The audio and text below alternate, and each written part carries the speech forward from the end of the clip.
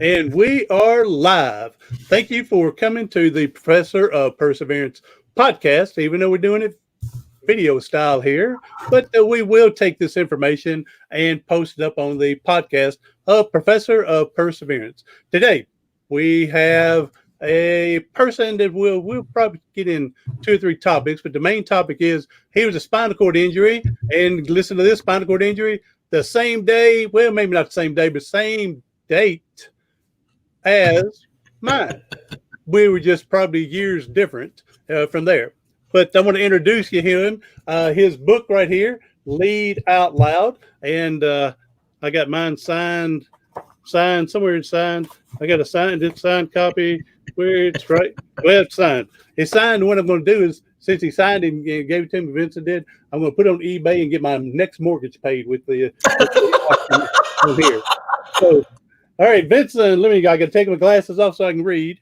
Got to take my glasses. All right. Vincent Ivan Phipps, an expert in amplifying attitudes and promoting communication excellence. He's on business communications VIP. All right, you got the VIP for his initials. You get it? Vincent Ivan Phipps. Also very important persons. So he's a motivational speaker, workshop facilitator, and a speech coach. He has spoken in over 400 American cities, 5 foreign countries, and this may have changed because his book's been out for a while, and over 20 years of this work. Now, here's the cream of the crop right here. He has earned one of the 11% of his speaking industry, of 11% of people that have earned the CSP, Certified Speaking Professional. So I got this book here. Now give my glasses on. And so let's have Vincent Phipps. Hello, Professor of Perseverance. How are you, Dr. James? I'm great, man. How about you? Doing fantastic. Always an honor and a privilege, sir, to spend time with you, Dr. James. Thank you for having me. I want to change great to blessed. That's why I'm wearing my shirt today. Hey, you wear it well, sir. You wear it well. I want to wear my shirt and tell everybody I'm blessed today. So even though I got out of bed this morning with a flat tire, and I'm still riding on a flat tire, but we're here to help other people, Vince, and that's what we're here for. You got it, Doctor. My grandfather told me, Dr. James, if we woke up this morning, we'd be half of them already. There we go. That's right. And let me get to James is great. My doctor is not in doctoring of the. It just means I learned to play the game with my doctorate. I understand. I respect you. I want everybody to know how smart you are, sir. I'll say James if you prefer. That was just James is great. Now I can't write out a prescription, but I can drive you down to the store and I can pick them up for you though. Take it. Hey, sometimes the drive is better than the medication. Oh, that could be. The who you socialize with could be better than medicine sometimes. Absolutely.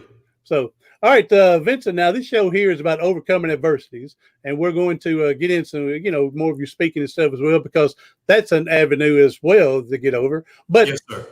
You had a spinal cord injury, September 11th. Yes, My sir. spinal cord injuries, September 11th. What is it with that day? What's going on with that day, James? Man, I tell people, just stay home. This September, stay in the house. What year was yours? 2007.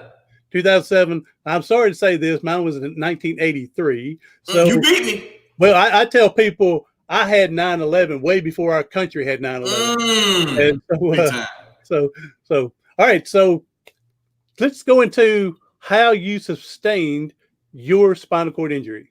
Yes, sir. The night before, September the 10th, I was cleaning my home. I was profusely trying to impress my girlfriend, who was my wife now, of going on 17 years of being together. And I cleaned with Tilex and mildew and the shower scrub, and I didn't have proper ventilation, James. And the house was so heavily fumigated with the ammonia and a lot of the fumes that I got sick and I couldn't even breathe. I had to sleep downstairs because the fumes were so strong. And I was supposed to travel to Atlanta that Sunday morning to perform at an open mic poetry. And I was going to donate all of the proceeds to all of the evacuees from Katrina.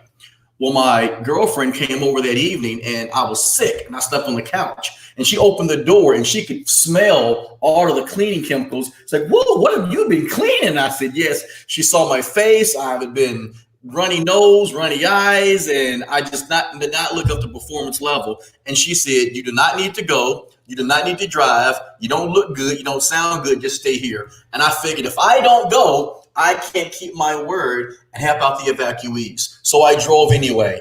Get on the highway Sunday morning. I'm on Interstate 75. I'm right around right not too far from Cartersville, and I start having one of those sneezing fits, James, and I lost control of my truck. I had an SUV at the time, and the sunroof was open. My car flips over off the highway. Nobody was hurt, thank goodness. I flip over about 2.5, 3 times. My skull was split open. They had to push it together with sutures. I broke my neck in 2 places. They had to remove bone from my hip. I had to do a fusion to my neck and spine, C1 and C2 vertebrates. There are 2 titanium screws. I'd also had broken my finger. That's why this one is facing north and south at the same time. There you go. And I had an 8-hour surgery and about 8 months of rehab. And that's what happened. I guess that's enough, huh?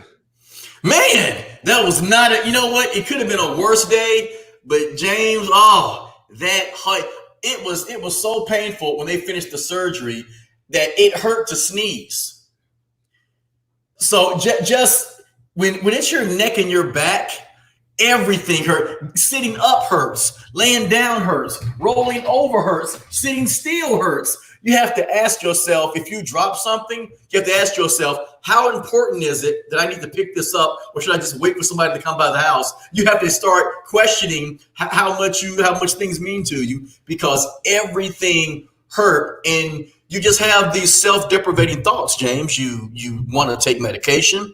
You're thinking about doing things that alleviate your pain. You're thinking about, why me? It's a very mentally challenging situation when the thought of you being in less pain is the best thing you can think of that day. I have been there before. So yeah, been there, know the feeling that and a lot of it is not just physical pain, it's the emotional pain that travels with it. And that seems to be more harmful than the physical pain. When you start believing all the emotional pain mentally, and now you got a whole game, you got the triple threat going now, the mental, emotional, and physical. And for you, James, how much of it were you asking yourself, when is this going to end? Oh, I still do that today. Even today. I still do that today. My biggest thing is when I can transfer out of my bed to get into my wheelchair and not hit the floor, we already having a miracle today, baby. So it's already that's good stuff. That is good stuff, sir. So now I've had other spinal cord injured people talking before, but you seem to be a little different than others, and I don't mean skin a little darker tan more than us. I don't mean that. But I don't think my neck cared my skin color. It broke the same way. That's right. So, but I don't mean that either. Yes, sir. But you don't seem to have the spinal cord damage that we have. The other people I've interviewed are paraplegics, can't move their legs at all. Other quadriplegics have troubles with arms like me and legs. But you seem to have been blessed and missed that part of the game. Yes, sir.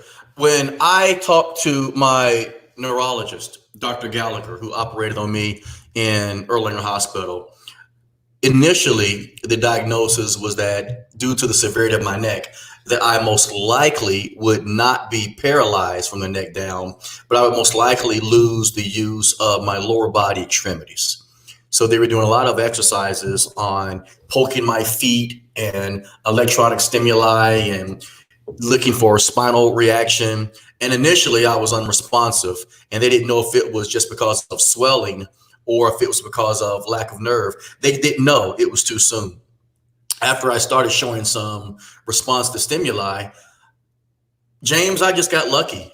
They told me that what I had was almost identical to the same type of surgical spine damage that Christopher Reeve had. And we know how that brother turned out. He kept that same attitude like you, James, but his physical condition was worse. And they said due to health, luck, previous experience, inches, not even inches, what they call nano inches. It's just so microscopic that a break this way versus a break that way is just the difference of how the bone was severed, how quickly they could get me into surgery, the skill of the surgeon, bone availability, previous nerve damage, the age of the person, that person's physical conditioning, just all these factors that had nothing to do with anything that you or I could do. I just got lucky. I got so fortunate because the difference between you and I is nanometers, inches. You know, I didn't try to position myself a certain way. Well, as that car was flipping, I'm thinking, crap, this hurts. And it just when I'm hearing metal and damage and glass everywhere. So people who look at me now would never know unless they saw my scar on my hip and the scar on my neck and the gash on my head. That's why I keep my hair so thick, cover up that hole. They would never know that the accident was that severity. I was very fortunate, James. Oh, yes. No, I'm assuming I had a similar surgery because I had bone taken off my hip, put on both sides of my vertebrae. And yes, sir. And I never did the halo or any of that. I never had the halo. I didn't have the halo. I just had a regular neck brace. I didn't get a halo. And they didn't put screws and titanium screws at that time. They just took old-fashioned wire and wired it all around. It's funny. Well, thank you for setting that trend so they can improve it. By the time I got jacked up, I mean, when you first look at an X-ray, you're going, "What is all that wire?" So they didn't have. I don't know if they didn't have, but they didn't do that with me. Gotcha. Yes, sir. So, but So you talk when you first said, I didn't realize you were at a C1 and 2. I mean, you're up there where the breathing and respiratory, all that takes place, and your heartbeat and everything takes place up into C1, C2. So you are very blessed that you didn't lose respiratory, to be able to put on a ventilator or something like that. So you're very blessed. I was lucky. I was, sir. I do have permanent nerve damage. I have sensitivity issues with heat.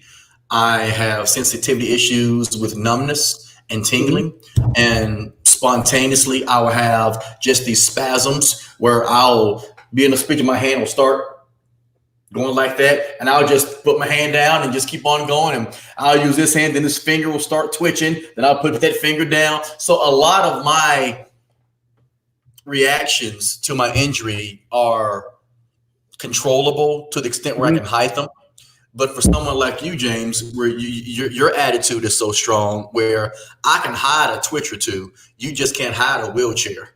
So know that what you are going through is true perseverance, because when I walk into a room, they don't see my injury. When you go into a room, they know that you went through something. So you are the true professor of perseverance, because it has not impacted your positivity or your outlook on helping others. And I appreciate that for you, brother. Hey, the show's over and everything. Thank you, Vincent, for coming in. I gotta go break my arm now so I can pat myself on the back. Hey, we got Jamie coming in. James, we're running out of stuff to break, James.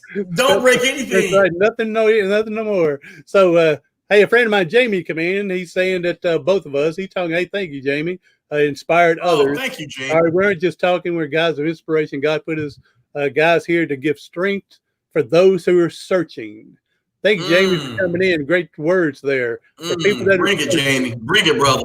So, and I didn't realize this until you just mentioned it. I didn't know either that one of that really tears me up, that if I'm outside, and here's some things they never tell you in rehab. This is stuff you find out on your own after you get out. But I didn't realize that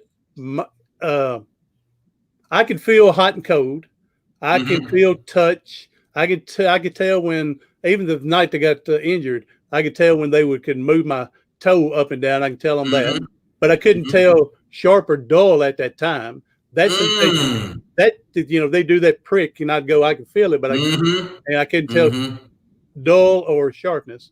But they didn't tell me this, and I found out. I got into coaching baseball, and when it was 90 plus degrees, I was burning up. No one told me that my sweat glands are paralyzed.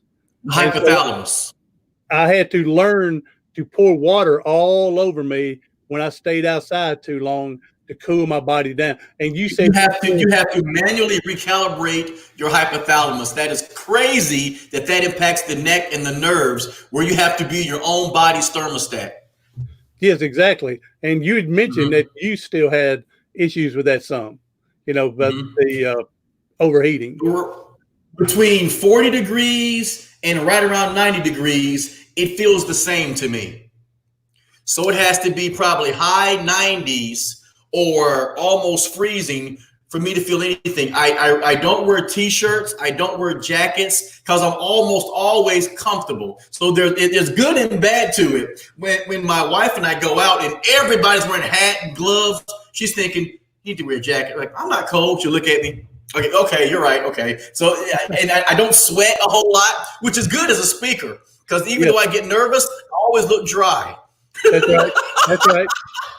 They thought you put that underarm stuff on your forehead. They thought. No, what? I stay dry. It's awesome. Right. I stay dry. Right. It's great. So to hear that, I'm surprised. Since you're able to get up and walk around, and I know you exercise a lot and everything, but then to hear you don't have the cooling off mechanism, the thermostat correctly set in your body, that's amazing to me to understand that. And I tell when we interview other people with spinal cord injuries that we're all different. Just because someone has the same level, and I'm a C5-6, and so even though I have the same level, doesn't mean we all do everything the same way, or we can all do the same thing. Right. James, when you mentioned the same thing, how it impacts people differently, this is where someone like you, James, who is such an advocate of positive thinking, here's how I can learn from you, James.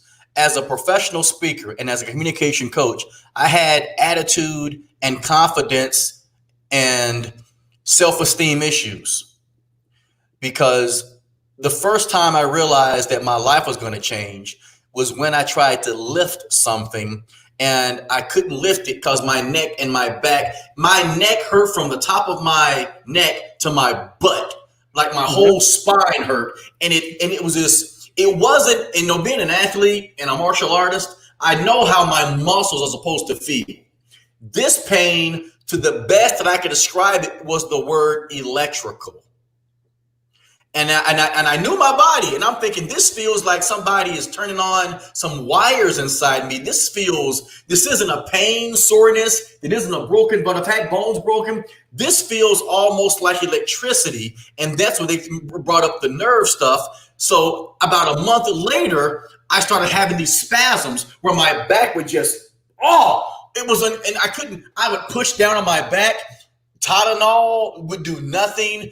Heat press did nothing. Then after the spine would go away, I would get this numbness where I couldn't feel my freaking hands. And it felt like I had been sitting on my hands. I'm trying to lift stuff and I can't hold it. So I go to the doctor about my nerves, about the pain, electricity, about the numbness. And I went back and saw my doctor maybe 4 times in a month. And I got an attitude with my surgeon. And I said, how long am I going to have to put up with this? Mm-hmm. And I could see a look of, I'm not going to say anger, but I'm going to say that my surgeon looked at me with what I felt was shame. And he tells me, young man, you are not even supposed to be here right now. You are lucky that you feel anything right now. There are people who have gone what you went through, who can't move, who have to breathe through a tube, who have to have people feed them. They can't wipe their own butt. They can't say it. And it was this, how dare you complain about being in pain when people would love to feel something right now. And that's when I realized, oh crap, I have been looking at this, how selfish of me, how irresponsible of me. And I've changed my outlook of, if I can get through this, what can I do to help other people who are going through stuff? Who we are isn't what we've been through. Who we are is how we endure what we've been through. And that's why I decided to change. Yes. Oh yeah. I'm a big believer. Being positive may not change everything that's going on, but it'll help you get through the situation. It'll help you get through. Also, if you're going to be in pain and then you laugh, you're still in pain, but you don't think about it for about 8 seconds. And I learned to laugh a lot because I was in a lot of pain. There you go.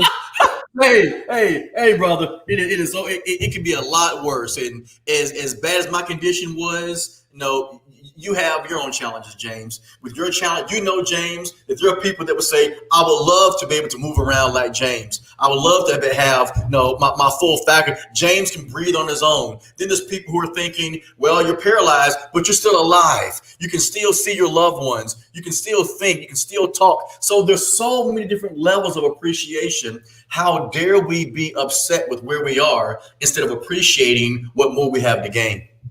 I was driving one day and I saw some people walking, and it was like 95 degrees. And I'm driving, got my air conditioning going, and I was thinking to myself, well, I'm glad I'm able to drive like that. You know what? Exactly. But then I turned the twist around. They may be outside going, well, I'm glad I'm able to walk to get to where I'm supposed to be. And so, two different people, two different situations, and both of them be positive. Absolutely. I'm glad I'm walking to get where I need to go. Where I'm saying, boy, I'm glad I could drive in this air conditioning. And then it's two different scopes of event going on from there. Absolutely, James. We got English teacher in France saying hello to everybody. Hello, and what's your name, English teacher from France? Saying hello. And then we got a friend of both of ours, John Bentley. John, my dude, my man, my hero. What's up, John? John Bentley. Hey, we're gonna get him on here one day talking about Coca-Cola. John is fantastic. He'd be a great one. Man. You know what? I just realized something, James. I had the honor of having you and John simultaneously in my Pro Speakers Kit course, the course that teaches you how to become a professional speaker more successful. I had both of you in that class at the same time. I had no idea how much greatness was in my world at that class. So congratulations on both of you for graduating. And it is a joy to see you guys both doing great things right now. And we both got your book from that same event. I'm honored, sir. Your book from that same event. I'm honored. Anybody need a leadership speaker to come to you? You got John Bentley and also Vincent. Both of them are great speakers. They would be great at your next event. So, and John and I even did an event together, and we had really high feedback. So I'm honored. One of the things I value is that when I have a person graduate from my Pro Speakers Kit course, teaching you how to have a more successful career as a motivational speaker, I want to bring those speakers along, give them more opportunities. Because we've got to make sure that not only are we teaching information, but we're also providing opportunities. And you were able to bless me with an opportunity last year. You sent out an email and everything, and it was last year on my birthday to Chattanooga to go speak. And as I was driving, you even called me on my phone and left me a message while I was driving saying happy birthday to me and have a blast at the speaking event. My pleasure, James. My pleasure. So I remember that because it was on my birthday as well. Yes, sir. We've got to get back. What I told everybody on one of my 5 birthdays. One of my 5 birthdays. So that I have every year. Yes, sir. All right, Vincent. So let's and I want to go back there for a second. You were talking about all the spasms you started having. Yes, sir. I still have them. I still have them. And so let me explain when I was in the hospital and at that time had my surgery. I didn't have a halo, but I had like a horseshoe that was screwed into my head, and they were hanging 10 pounds of weights off of it, trying to stretch my neck, trying to get the vertebrae to pop back in place. But after that surgery and everything, I started having muscle spasms. And one, you know how doctors come in 3:30 in the morning, and then next one comes in at 4:30 in the morning. Can't sleep in a hospital. And so I remember one come in. I said, "Hey, I'm having muscle spasms. Is that a good sign or not?" Because then I wasn't moving anything from my neck down. And he said, "Oh, that's good. That means there's a signal trying to get through the damaged area, and so that's good." Well, an hour later, another doctor comes in, and I said, "Doctor, I'm having muscle spasms. Is that good or bad?" "Oh, it's bad." So you get two doctors. You know what? Ignore that second doctor and just focus on the first one. Well, the only reason he said it was bad is if you're in your wheelchair and if you're not seat belted in, then it may throw you out of your wheelchair. And I'm going, okay. Yes, I wasn't going that far. I was wondering, is it good physically? I don't know if I was that bad, brother, but when it gets to that point, that's a whole nother. Yeah, you need two masseuses then. That's right. So, all right, Vincent, let's get more into your, after you sustained your injury and you went through your rehab and you're realizing things turned out a lot better than it could have been. Yes, sir. How did you end up starting your communications program from there? How did you start your own business? I was working. Or what should I say? Should I say, because I think you were starting, I was reading, you were in school for communications. So maybe you had this in your profile early, but did this help jumpstart, get you going, looked how precious life is, and, from there? I was with the company for 13 years, being a communication consultant. And I'd always had aspirations of wanting to do more, larger, and I'd reached the limit of where I could go within that company. And I'd made some suggestions and recommendations, and they just weren't part of that company's vision. I never wanted to be a business owner. I never wanted to be an entrepreneur. I liked where I was, and I was comfortable with it. I'm thinking, after 13 years, 7 more years, 20 years, you're retired, you're done. And I end up being advised by several people, my parents, my girlfriend at the time, wife now, my best friends, other clients. They said, "Vincent, you can do this on your own. You can take all these ideas that aren't being incorporated and you can make your own thing." And I grew up around entrepreneurs. I worked for an entrepreneur, and I saw how tirelessly they worked. And I just didn't know if I wanted to work that hard. I didn't know if I had that skill, that drive, that experience, and it just wasn't something I was feeling. After the accident, my whole concern was, even if I did try to do this, where am I going to get clients? How do I start a business? Who's going to trust me? And my wallpaper, my wall in my living room in my old home, it was just avalanched with cards and letters. And can I turn my screen around? Yes, see sir. my office? Sir. See those letters? Yes, sir. See all of that? Well, these are just a few of the cards and the letters that I took from my home. My wife is mad at me. I threw so many away, but I had a lot of them. And my dad and my wife now, she said, and my dad said, every one of those cards, every one of those letters, that's someone who trusts you. That's someone who believes in what you're doing. So I decided to go for it. I decided to take a chance. I looked at what skills I had.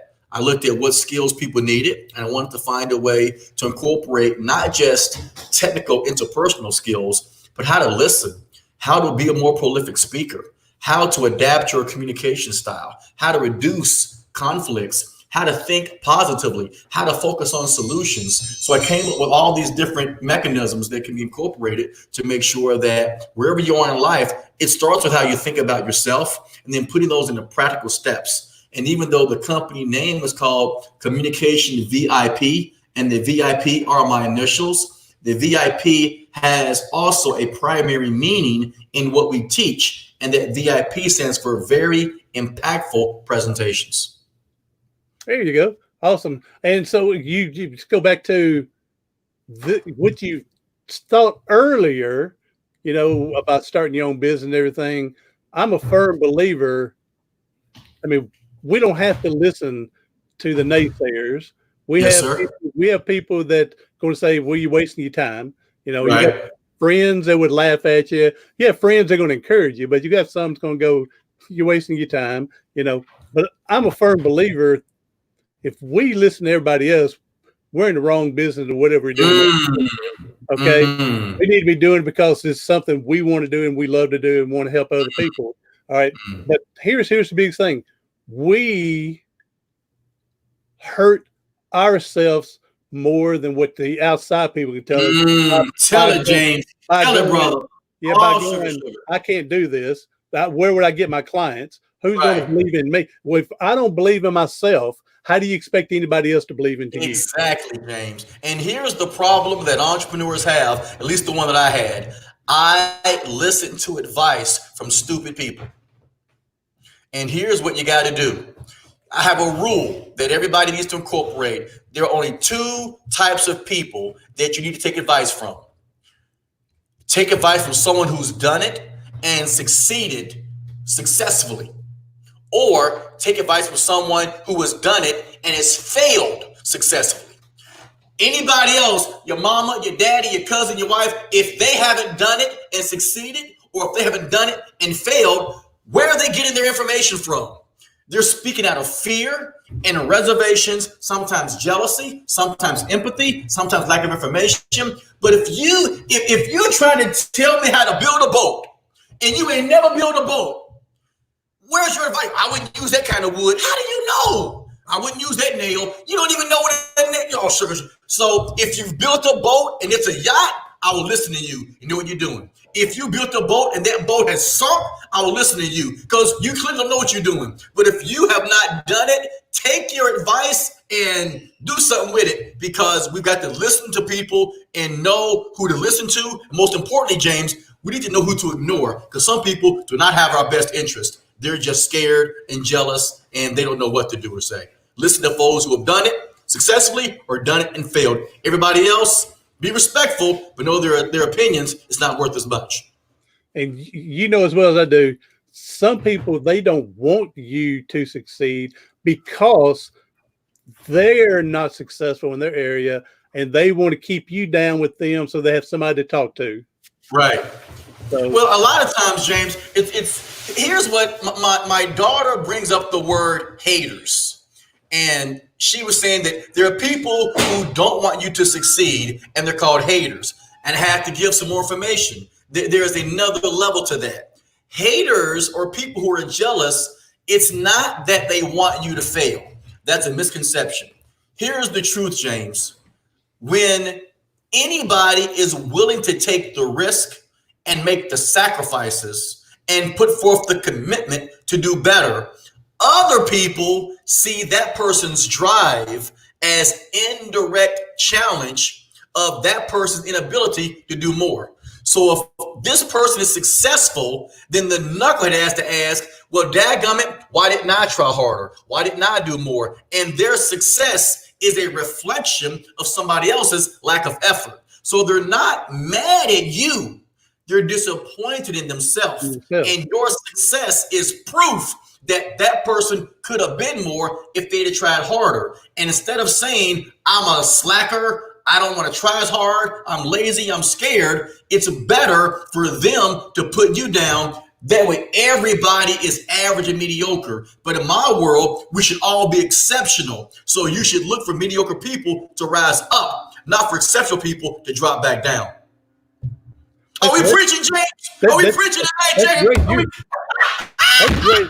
That's great words from your daughter to inspire the rest of that. Because I never looked at it that way. I just assumed haters don't hate you. That's a great way to look at it. Haters hate the thought that you are a representation of what they could be if they tried harder. Yes, that's awesome. You got a very intelligent young daughter there. Oh, I wish I was as smart as my daughter. Taylor Campbell Phipps. That is one of my best friends, one of the smartest people, and she is quick to tell daddy when he's doing right, and she's way too quick to tell me when I'm doing wrong. There you go. That's awesome. So that's all. I never looked at it that way before. Yes, sir. So it gives me a new perspective on a way to view things on that.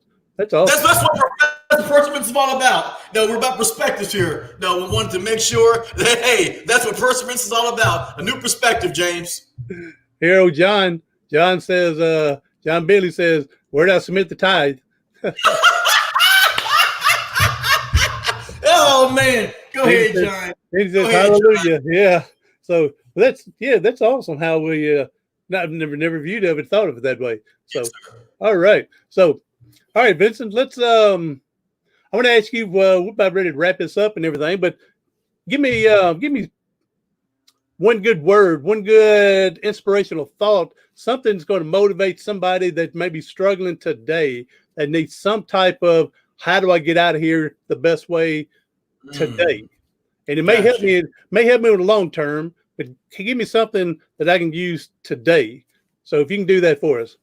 Yes, sir. Here's what I'd like to leave all of your viewers with, James. Remember this: amplify your attitude so that your excellence is your best evidence. I'll say that again. Amplify your attitude so that your excellence is your best evidence. In other words, you shouldn't have to tell someone you're a good person. The way you treat people should be your evidence. You shouldn't have to tell people that you are a hard worker. Your due diligence should be your evidence. You shouldn't tell people that you want to make the world a better place and you're only making decisions out of selfishness and out of self-indulgence. You need to bring your personal ideology to a perspective where everything you do, everything you say, it's got to make the situation better. My grandfather told me that you have an obligation that every room you walk into, you got to make it better. People are going to talk about you either way. So what they say about you when you're walking away, that's how they truly feel. People might not remember what you did, but they'll remember how you made them feel. And when we can amplify our attitudes so that our excellence is our best evidence, you don't have to pontificate. You don't have to brag. You don't have to be conceited. You can just let the results of your actions be your best evidence. Don't talk it, walk it. There you go. Yeah, I love the old. Let the choir sing. Wow.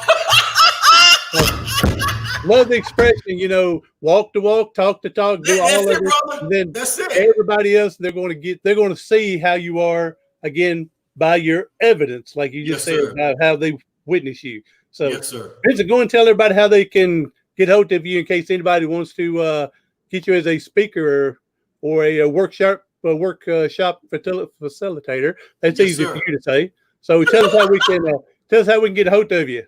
Yes, sir. My direct line is 423-400-1040. The IRS loves that number. That's 423-400-1040. Or you can reach me through any of your favorite social media streams through my name directly, Vincent Phipps.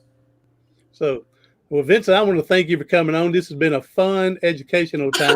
It's been an honor. Anytime I can be with you and John Bentley, I feel like today's already been a blessing for me already. Oh, you can, brother. Wearing my shirt today. It's been blessed for you and John to be here today, have blessed me. So thank you for your good, positive attitude and everything like that. And hopefully 100 years from now, somebody's going to find this and whatever it be called then, hopefully everything is transferred, that someone can get something out there that's going to help them.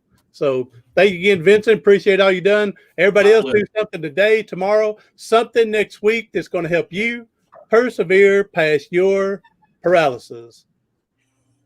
You got it. Thank you, James, for having me. Now we end.